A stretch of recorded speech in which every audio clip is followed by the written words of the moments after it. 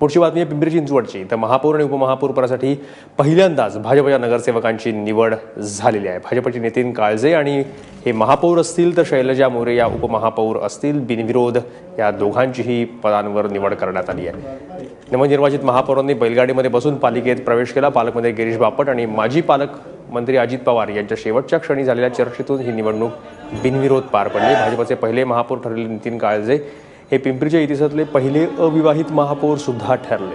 सध्या भाजपमध्ये सुरू असलेल्या गटबाजीची सांगड घालत काळजे यांना शहराचा विकास साधायचा आहे।